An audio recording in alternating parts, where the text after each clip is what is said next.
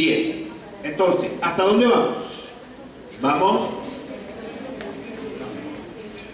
Vamos concientizando que este paciente, ya sea adulto pediátrico, con un solo reanimador, les voy a dar 5 ciclos de 30 compresiones, 2 ventilaciones. Ahora, si este paciente es pediátrico y habemos 2 reanimadores, yo voy a hacer la relación ventilación-compresión cambia. Le voy a hacer 15 compresiones y 2 ventilaciones. Pues como le decía el licenciado Edwin, la causa estadísticamente mayor en este grupo etario son pacientes que tienen problemas desde el punto de vista respiratorio. Entonces a ese paciente le voy a dar más respiración. Pero si yo estoy solo, voy a hacer 5 ciclos de 30 compresiones, 2 ventilaciones para todos los pacientes de un mes en adelante, ¿sí? Y si estamos acompañados de un paciente que es pediátrico, vamos a darle 15 compresiones y 2 ventilaciones, respetando esos pasos de la cadena de sobrevivencia que hicimos muy bien. Verificamos el estado de conciencia como paso número 1, como paso número 2, verificamos si respira y tiene pulso simultáneamente, como paso número 3, activo el sistema médico de emergencia, pido el monitor desfibrilador o el coche de paro, como dicen ustedes. Inmediatamente ese paciente yo tengo que tratar en lo posible de poder verificar. Ahora, en la cadena de sobrevivencia me falta el tercer eslabón. Ese tercer eslabón es la desfibrilación temprana. Entonces vamos a revisar las recomendaciones de la desfibrilación temprana y porque realmente usted entienda por qué es importante el eslabón de la desfibrilación. Lo pongo en contexto. Este es un paciente que llega a la emergencia y vamos a ponerlo que tenga un síndrome coronario, un adulto con síndrome coronario, le duele el pecho. Ese paciente entraría en mi cadena de sobrevivencia en la primera eslabón, que es la identificación. Cuidado porque ese paciente me puede entrar en paro. Tengo que estar listo. El equipo de respuesta rápida tiene que estar preparado desde antes. O sea que yo tengo que irme de aquí con la motivación de que en mi turno de guardia yo debo tener eso ya listo, preparado, revisar el coche de paro, revisar el monitor desfibrilador, que todo eso esté óptimo y que a la hora del paro, y si es enfermería que está identificando la parada cardiorrespiratoria, la conducta es la que acabamos de hacer. Paso 1, identifico si el paciente está inconsciente. Paso 2, verifico si respira y tiene pulso. Pido el personal, pido el coche de paro e inmediatamente yo debo comenzar las compresiones. Pero ahora el eslabón importante es la desfibrilación. Por cada minuto que ese paciente no sea desfibrilado, ese paciente pierde de 7 a 10% de oportunidades de sobrevivir. Métaselo en la cabeza. Solamente con RCP se salva el 3% de los pacientes. Y les recuerdo el contexto inicial. Si ese paciente llega en paro extrahospitalario, ese paciente tiene muchas posibilidades de que no salga. Pero ahora, si ese paciente hace un paro dentro del hospital, debo optimizar este proceso con las compresiones rápidas y fuertes, efectivas y garantizando esa frecuencia de 100 a 120. Pero no solamente con eso vamos a salvar al paciente. Nosotros nos invitaron a uno de los hospitales acá, hicimos una pequeña charla con el personal médico, el personal de enfermería de la emergencia, y nos llamó poderosamente la atención que, si bien es cierto, casi la mitad de las personas que están allí estaban conscientes que la prioridad era la desfibrilación, muchos decían que era la vía aérea, porque quizás la vía aérea es lo que más estresa al médico para poderla manejar, porque un cuello corto, un obeso, una persona que realmente tiene por las escalas de estimación de la vía aérea avanzada, va a ser una vía avanzada difícil. Pero los cambios actuales que me dicen que la prioridad no es intubar al paciente, la prioridad es desfibrilar a tiempo al paciente. ¿Qué es lo que yo tengo que hacer entonces? Una vez que tenemos esto listo, vamos a pensar que la desfibrilación debe hacerse en la fase eléctrica del paro. Hay que entender que cuando el corazón se detiene, en ese momento, por cualquier cosa, el corazón pasa a una fase, que es la fase eléctrica del paro, desde el punto de vista fisiopatológico. Entonces, el corazón se detiene y las células cardíacas, como saben ustedes, tienen automatismo. Entonces, cada una de esas células va a tratar de llevar el comando. Entonces, el corazón, ¿qué va a hacer? Va a fibrilar. Pero entonces eso no va a durar 10 minutos, ni una hora. Esa fibrilación, tratando de que esas contracciones ineficientes con actividad eléctrica, va a durar quizás 2 o 3 minutos. ¿Por qué? Porque ese corazón, que es un músculo, está gastando ¿qué? Está gastando ATP, está gastando sustrato, y desde esa fibrilación, si pasan 3 minutos y yo no hago absolutamente nada, o retardo la desfibrilación por hacer otras cosas, ¿qué va a pasar?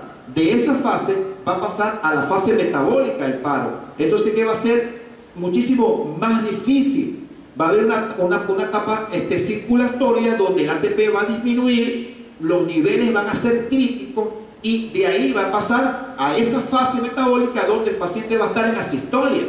Entonces, si yo tengo un paciente que hace parada en mi cara, en el hospital, con un equipo entrenado o no, con un desfibrilador, oye, el punto aquí no es conocimiento, el punto aquí es que yo me meta en la cabeza que el éxito de esta reanimación depende, uno, de que identifique rápidamente el paro, dos, que inmediatamente comience a comprimir, y número tres, que yo garantice, le facilite al paciente que sea desfibrilado, obviamente con los ritmos que se desfibrilan, conjuntamente con la activación del equipo multidisciplinario. Entonces, es importante que si yo no desfibrilo a tiempo, van a haber una serie de eventos que van en detrimento del buen funcionamiento del paciente y del corazón. Va a haber pérdida de sustrato, no va a tener ATP, van a haber metabolitos circulantes, va a haber isquemia, puede haber fallas multiorgánicas hasta que ese paciente caiga en asistolia, y un paciente en asistolia va a ser más difícil salvarlo. Entonces, hay que reconocer el problema a tiempo, verifico lo que está sucediendo, voy a comprimir e inmediatamente debo de plantearme la desfibrilación precoz, ya sea con un monitor desfibrilador que tengo en el hospital, porque mucha gente aquí también, en vez de tener ese monitor, tiene un desfibrilador externo automático. Entonces, es pensar en la desfibrilación más cercana y más expedita para el paciente. Entonces, esos programas de desfibrilación temprana no tiene que ser, o no lo tengo que visualizar desde el ámbito hospitalario, sino desde el prehospitalario.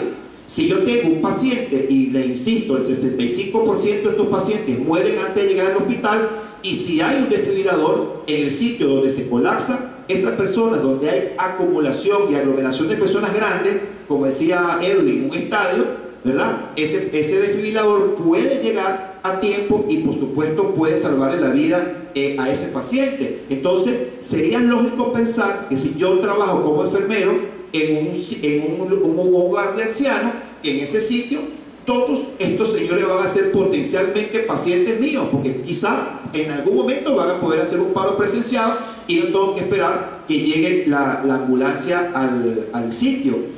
Inclusive, esto es tan increíble que en este país que es netamente futbolístico, ustedes no saben que en un juego FIFA oficial no puede arrancar el partido si no hay un desfibrilador externo automático en la cancha. Entonces, revísese usted si todos los sistemas de salud tienen un desfibrilador externo automático o tienen un desfibrilador. Ayer, en los 2 días que estuvimos, varios compañeros que trabajan en sistema de salud me decían, bueno, pero no sé qué hago yo si en mi hospital o en el ambulatorio no tengo un monitor desfibrilador. Entonces yo le decía, mira, la respuesta de lo que va a pasar es que ese paciente se va a morir. ¿Por qué? Porque este paciente solamente se va a reanimar con RCP básico el 3% de las oportunidades. Entonces aquí no tenemos que titubear. Aquí es una experiencia en el país donde vivo y donde tengo años trabajando, que hay una promoción por ley de las técnicas de reanimación cardiopulmonar, porque fue una evidencia que las cifras de morbimortalidad de estas enfermedades cardiovasculares que le cobraban la vida a mucha gente se hizo desde el año del 2012 y se promulgó en el 2013 una ley que obliga, exija que en todos los colegios se necesita aprender reanimación cardiopulmonar. Entonces, ¿cuál es el impacto de que ese niño salga del cole para su casa aprendiendo las maniobras de reanimación cardiopulmonar? Se las va a compartir con sus compañeros, con sus hermanos, con sus papás, y se hace una cultura de que ese paciente, cuando se colapsa, no es que me tengo que retirar, se colapsa, identifico, llamo y empiezo a comprimir. Pero también tengo que unir ese protocolo de RCP con desfibrilación, porque si no le uno la desfibrilación no estamos hablando de absolutamente nada. Entonces, este paciente que tiene un paro presenciado, yo tengo que desfibrilar a tiempo. Yo tengo que garantizarle que el desfibrilador esté a tiempo, en dos contextos: el enfermero entrenado, o simplemente el enfermero que no está entrenado va a garantizar que el médico tenga exactamente el monitor desfibrilador para que lo identifique y no se retrase, porque ese paciente también es mío. Entonces, según los aspectos destacados del último protocolo de reanimación cardiopulmonar del 2018, que fue la actualización, me dice que la descarga tiene que estar en estos primeros 3 minutos. O sea que si usted cumple un proceso de desfibrilación temprana, ese paciente va a tener, si está en esa fase eléctrica en menos de 3 minutos, ese paciente va a tener hasta 80% de posibilidades de que se salve si el ritmo es desfibrilable.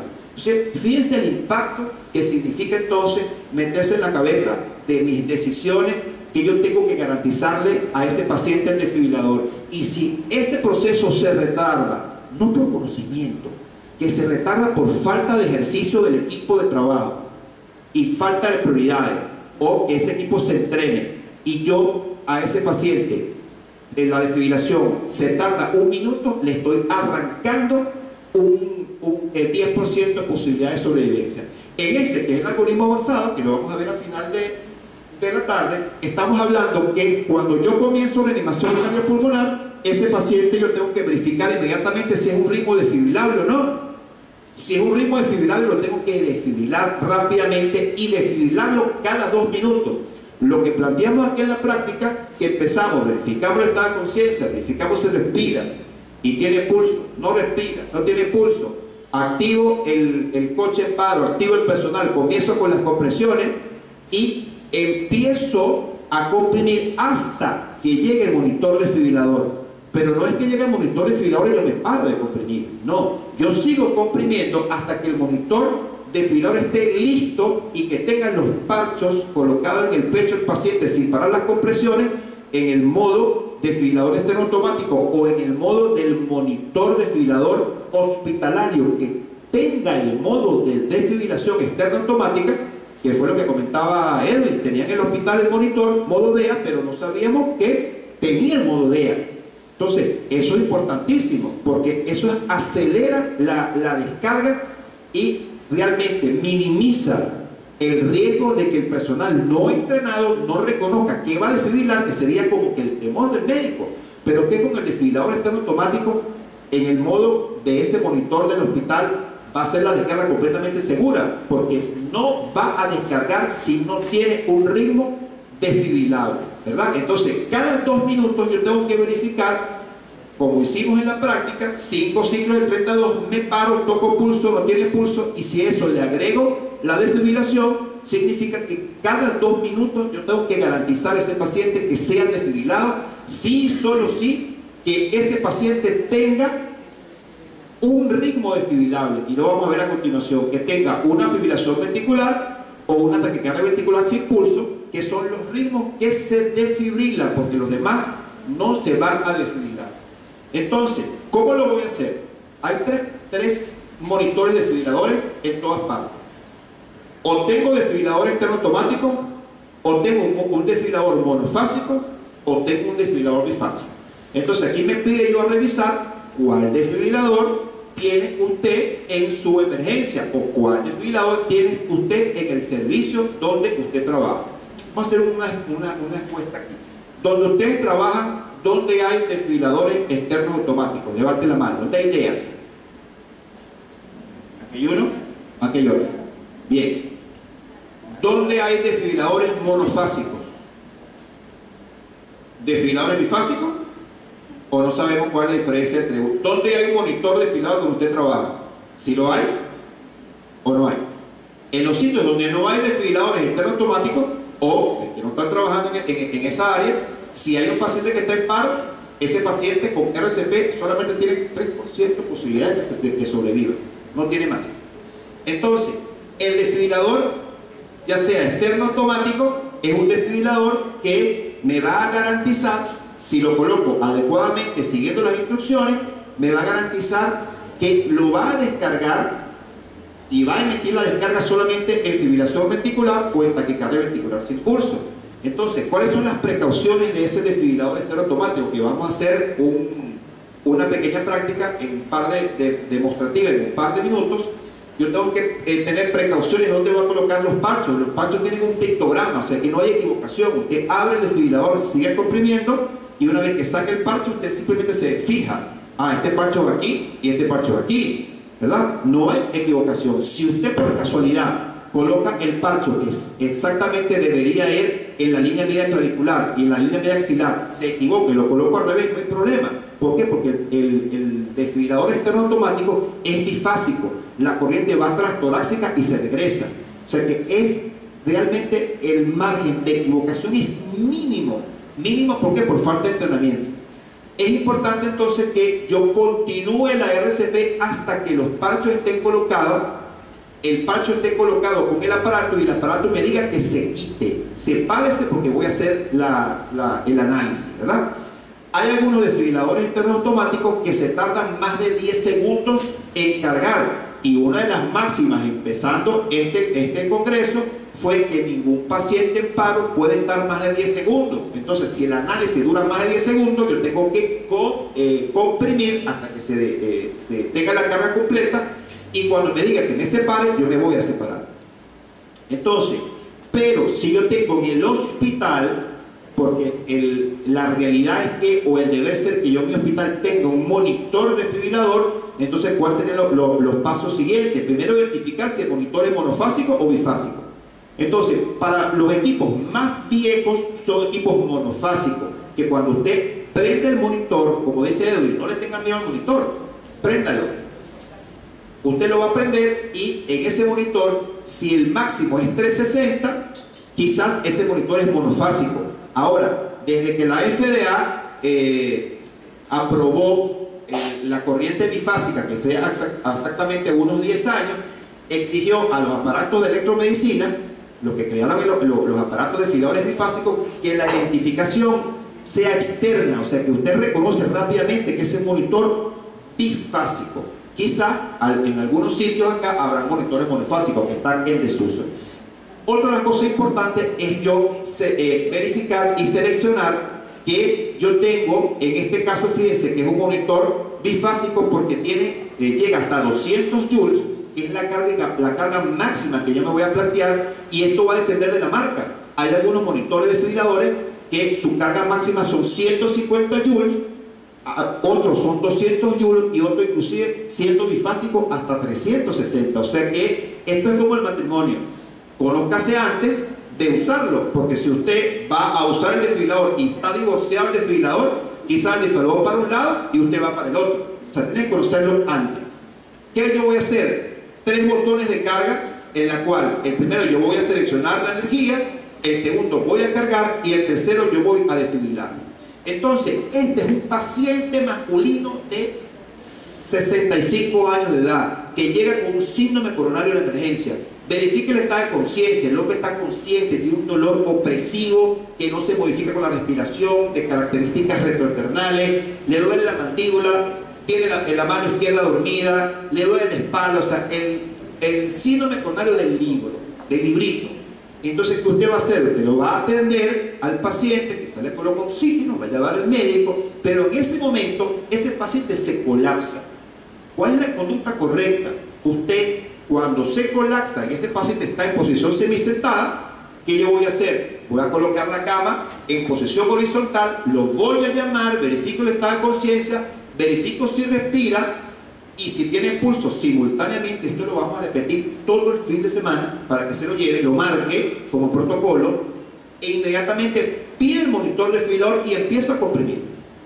Cuando llega el monitor desfibrilador, no es que paren las compresiones, no, continúo, y este equipo que tiene modo DEA, yo puedo utilizarlo como monitor desfibrilador, o simplemente, si no tiene el modo DEA o no tengo los parchos, yo voy a colocar las palas sobre el tórax y yo voy a identificar y tengo que cazar, capturar, perseguir los ritmos que son desfibrilables. Y este es uno, que es la fibrilación ventricular. Entonces, ¿qué yo voy a hacer? Voy a seleccionar la energía correcta, lo voy a cargar y voy a colocar, si es en modo palas, colocando previamente gel electroconductor al paciente, lo voy a dar la máxima carga, que puede ser entre 150 joules y 200 joules, aplicar la carga y no solamente es colocar las palas en el tórax del paciente y listo. No, yo tengo que ejercer una fuerza aproximadamente entre 10 y 12 kilos. Ahora, ¿cómo se mide esto? ¿Cómo yo lo puedo contabilizar? Simplemente, si usted coloca las palas sin presionar los codos y el 70% del peso de nuestro cuerpo está en el tórax y en la cabeza, simplemente usted se va a dejar hacer la presión y el peso de su tronco sobre el tórax del paciente sin flexionar, y allí usted va a garantizar que se deriven esos 200 joules o 360 joules si es monofásico. Porque si no, acuérdense lo que es la impedancia. Si eso no lo hago así, simplemente no estoy garantizando que esa descarga, la más importante y la que sea primaria, sea efectiva. Y ahora, rapidito, una anécdota con nuestros estudiantes en nuestra universidad en la Argentina, que tenemos un laboratorio de simulación que somos extremadamente exigentes con el personal para que se aprenda esto. Estábamos cubriendo un maratón, una media maratón nocturna en la ciudad de Córdoba, y bueno, nosotros nos llevamos a todos nuestros estudiantes. Nosotros tenemos 800 estudiantes y nos llevamos a 100 estudiantes, los más avanzados, los que ya van a salir, a cubrir todo el maratón. ¿Qué sucedió? En la llegada llegó un paciente masculino, 50 años de edad, con un dolor retroesternal coronario. El estudiante nuestro lo identificó, el paciente lo acostamos en la cama y un minuto exactamente después, ¿qué pasó? El hombre cae al palo. Compresiones, ventilación, llega el monitor desfibrilador que estaba en la ambulancia y el paciente salió en una descarga. Pero ¿cuánto tiempo tenía la descarga? ¿En cuánto tiempo se dio la descarga? En menos de 3 minutos. Entonces, si usted no hace eso, ese paciente tiene menos oportunidades. No estoy diciendo que todos los pacientes así lo vamos a salvar. Si yo tengo un paciente que tiene un infarto masivo, quizás no va a salir. Pero si ese paciente tiene un ritmo desfibrilable, sí lo tengo que hacer. Entonces, ¿cuál es el resumen? La desfibrilación precoz mejora la sobrevivencia en ambos ámbitos, en el prehospitalario y en el hospitalario, y el retraso de esa desfibrilación, ¿verdad?, va a empeorar completamente el pronóstico. Por eso es que nosotros debemos rápidamente plantearnos que debemos desfibrilar rápido y debemos tratar de garantizar todas las medidas de seguridad como equipo de trabajo para poder establecer la mayor cantidad de posibilidades para el paciente. Entonces vamos a visualizar 3 aspectos de seguridad del uso del desfibrilador externo automático, entonces, y el uso del monitor desfibrilador. Vamos a ver el primero.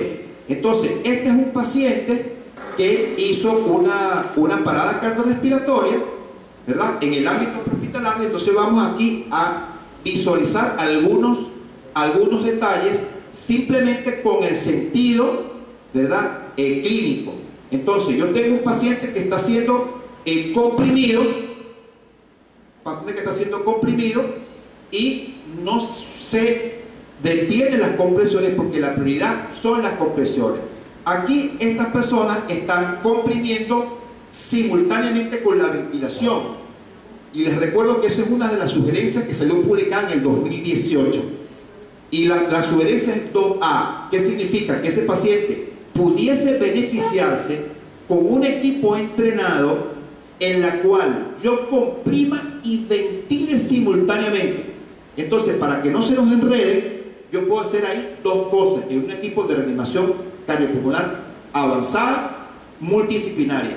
O hago, las dos son correctas, o hago 5 ciclos de 30 compresiones y 2 ventilaciones, usted comprime 30 veces y yo ventilo, o si el equipo está entrenado para eso, yo doy compresiones seguidas y yo voy a ventilar una ventilación cada 6 segundos, que es lo que se está haciendo acá. Pero ahora, cabe destacar que lo que queremos hacer es que usted visualice la desfibrilación. Entonces fíjense, llegó el desfibrilador externo automático, ¿verdad? Voy a colocar el monitor desfibrilador en el ámbito prehospitalario, coloco el desfibrilador. Fíjense que el que está comprimiendo no debería participar en esto, simplemente yo tengo, ¿por qué? Porque estoy deteniendo las compresiones. Ahí el factor de compresión es corto, se da cuenta, corrige, maravilloso, empiezo a comprimir, ¿verdad? Hasta que el equipo me dice que tenga que leer. Todavía está analizando, sigo comprimiendo, me voy a separar, sigo comprimiendo todavía, y de hecho se lo digo con toda la experiencia de su equipo, en el ámbito prehospitalario quizás usted no pueda escucharlo bien. Si se requiere una descarga, el equipo va a analizar, y una vez que analiza, hay dos opciones: o el equipo descarga o el equipo no descarga. Entonces fíjense cuánto tiempo estoy perdiendo sin compresiones por el análisis del desfibrilador externo automático, y ahí da la descarga. Entonces, ¿cuáles son las cosas por mejorar en este proceso? Que mientras el equipo empieza a analizar, usted lo deja quieto, analiza, y cuando te diga se requiere dar una descarga, porque el equipo te lo va a decir, mientras se carga el equipo y usted piensa que son más de 10 segundos, comprima. Nosotros decimos siempre a nuestros alumnos que el que está comprimiendo es el más importante del equipo. Si usted se separa por cualquier procedimiento, ya sea el acceso de la vía aérea avanzada o la desfibrilación, y pasan 10 segundos, un equipo entrenado debe decir 10 segundos, sigo con las compresiones. ¿Por qué? Porque si no, no voy a garantizar ese factor de compresión alta. No va a tener más del 70%. Ese paciente, si bien es cierto, quizás lo saque con pulso de respiración, vamos a hablar del daño neurológico a posterior. Entonces yo me baso no solamente en lo que pienso, sino en la medicina basada exactamente en la evidencia científica. Otra de las recomendaciones es que yo debo garantizar que yo me debo separar del paciente. Entonces, esto es un contexto que lo vamos a ver el domingo, de un paciente que va a ser cardiovertido. Fíjense que aquí el doctor está explicando, haciendo clases sobre lo que es la cardioversión. Fíjense que le tiene agarrado la mano al paciente, porque quizá no se está dando cuenta de eso, y cuando con el desfibrilador tiene el criterio de poder desfibrilar a ese paciente con pulso, lo va a cargar, le sigue tomando la mano como para evaluar el estado de conciencia. El equipo va a descargar manualmente, y si él no suelta la mano, ¿qué va a pasar? La descarga le va a pasar a él. O sea que es importante que yo en ese contexto verifique el estado de conciencia del paciente, verifica si respira, si tiene pulso, no respira, no tiene pulso, busca el desfibrilador externo automático o el desfibrilador, comprimo, ¿verdad? Y tengo que separarme del paciente. No vendo estos equipos, pero a mi entender, los equipos que tengan en el prehospitalario la posibilidad de que por telemetría, o sea que ese equipo se puede conectar por vía internet al médico receptor en la desfibrilación, para yo poder evaluar realmente cuál es el ritmo, no de colapso, porque eso lo va a hacer inmediatamente el personal, sino el ritmo, sobre todo el ritmo cuando hay un infarto agudo al miocardio, con todas las modificaciones que puedan tener, el médico tenga la capacidad de poderle llegar por vía telemetría o simplemente por la comunicación entre el desfibrilador y el médico de la emergencia, qué es lo que tiene este paciente. Entonces, la desfibrilación temprana es extremadamente importante y se debe plantear desde el ámbito prehospitalario, donde la separación a la hora de una situación de emergencia es completamente importante, porque si no hacemos eso, por supuesto, el paciente va a perder oportunidades de sobrevivir, va a perder ese corazón en fibrilación ventricular o en taquicardia ventricular sin pulso. Vamos a tener una conferencia sobre eso, por eso no se los visualizo, pero sí queremos ahorita y que vamos a hacer voy a llamar a 3, si a uno le parece, le voy a llamar a 3 participantes aleatoriamente. Aquí está el número 5. ¿Quién es el número 5? Véngase. Bien. ¿Dígame otro número? Hasta el 50. ¿El 30 está? ¿Está el número 30? No me engañen. ¿El 35? ¿El 35 es usted? ¿El 45? ¿El 7? Bien. ¿Qué número es usted? Bien. 45. Ok. ¿El 18? Véngase. Ok. Entonces, ¿qué es lo que vamos a ambientar aquí? Yo voy a pedirle a mi colega por favor que me ayude a colocar un simulador, ¿verdad? Y lo colocamos heladito para que usted por favor me va a ayudar a ventilar. Se puede colocar ahí, perfecto. ¿Sí? Usted me va a ayudar a comprimir, por favor, véngase para acá con este simulador. Y usted, conjuntamente con el licenciado Edwin, póngase para acá porque vamos a animar solamente a un paciente. Póngase de este ladito. Sí, de este lado puede ser. Póngase de este lado. Muy bien. Ahora, ¿qué va a pasar? Vamos entonces a hacer una secuencia completa y lo vamos a visualizar. Entonces, el paso número 1, verifico el estado de... Esto no es ningún examen, simplemente estamos tratando de hacer un poco eso distinto, de ver y hacer. Verifico el estado de conciencia, lo llamo, llámelo por favor. No le contesta. Paso número 2, ¿cuál es? Verifico, pulso y respiración. ¿Cuántos segundos?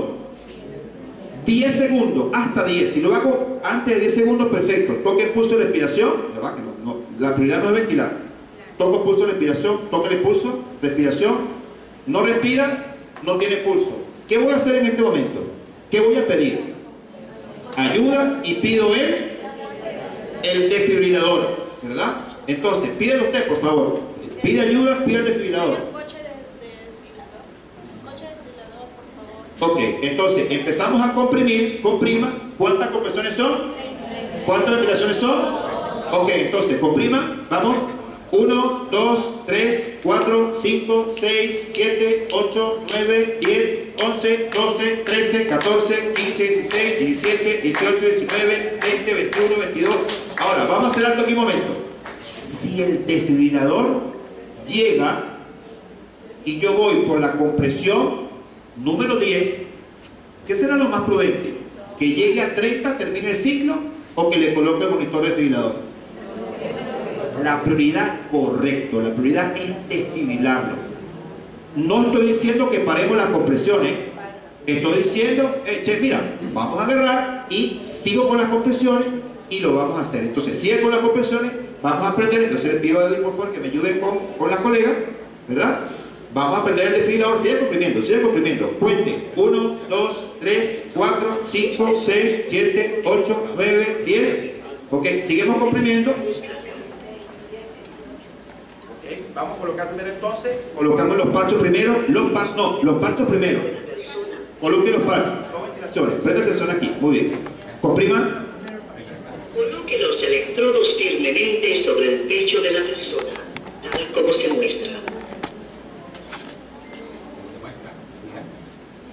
¿Qué lado? Excelente. Muy bien. Colóquelo. Conecte el cable de los electrodos. Vamos. Revise el conector y los electrodos. Ahora sí, enchúfelo. Revise el conector analizando el ritmo cardíaco. Apártense. Usted diga usted, colega, apártense. Dígalo duro. Muy bien. Les recomienda descarga. Cargando. Ok, comprima. Apártense. Comprima. Ok, ahora sí, se parece. ¿Qué va a hacer usted? Yo libre. Apártense. Todo es libre. Oprima Voy a el botón de descargar. descarga. Shock. Voy a descargar. Vamos. Apriete el botón. Oprima el botón de descarga. Es naranja. Shock. Se ha dado una descarga. Comience 5 ciclos de RCP. Cuente. Vamos. 8, 9, 10, 11, 12, 13, 14, 15, 16, 7, 18, 19, 20, vamos rápido, 21, 22, 23, 24, 25, 26, 27, 28, 29, 30. Dos ventilaciones, 1, 2, vamos, 1, 2, 3, 4, síganme, 5, 6, 7, 8, 9, 10, 11, 12, 13, 14, 15, 16, 17, 18, 19, 20, 21, 22, 23, 24, 25, 26, 27, 28, 29, 30. Dos ventilaciones. ¿Cuántos ciclos son? Vamos, tercero. 1, 2, aquí prohíben aplaudir en este auditorio. En Perú, ¿no, verdad? 6, 7, 8, 9, 10, 11, 12, 13, 14, 15, 16, 17, 18, 19, 20, 21, 22, 23, 24, 25, 26, 27, 28, 29, 30. Cuarto ciclo. Vamos. 1, 2, 3, 4, 5, 6, 7, 8, 9, 10, 11, 12, 13, 14, 15, 16, 17, 18, 19, 20, 21, 22, 23, 24, 25, 26, 27, 28, 29, 30. Último ciclo. Vamos. 1, 2, 3, 4, 5, 6, 7, 8, 9, 10, 11, 12, 13, 14, 15, 16, 17, 18, 19, 20, 21, 22, 23, 24, 25, 26, 27, 28, 29, 30. Dos ventilaciones. Seguimos hasta que nos diga el DEA. Vamos. 1, 2, 3.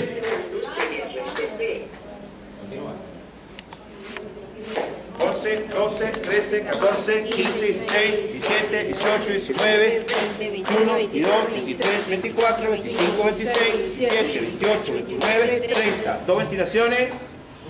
Vamos. 1, 2, 3, 4. No dijo que no se recomienda el ST, ¿me escuchaste? No, sí, 6, 7, 8, 9, 10, 11, 12, 13, 14, 15, 16, 17, 18, 19. Ok, párense. Dígalo, apártense. Apártense. Bien. Ahora, cámbiense, por favor. Cámbiense. Dale para acá. Usted viene para acá. Vamos.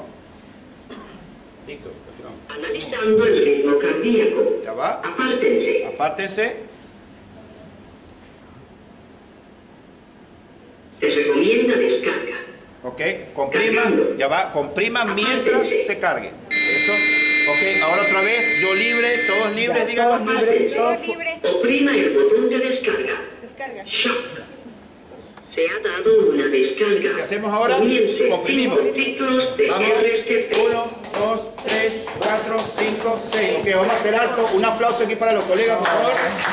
Muy bien. Bien, entonces, ¿qué hicimos acá? Hicimos una situación de parada cardiorrespiratoria donde, un momento,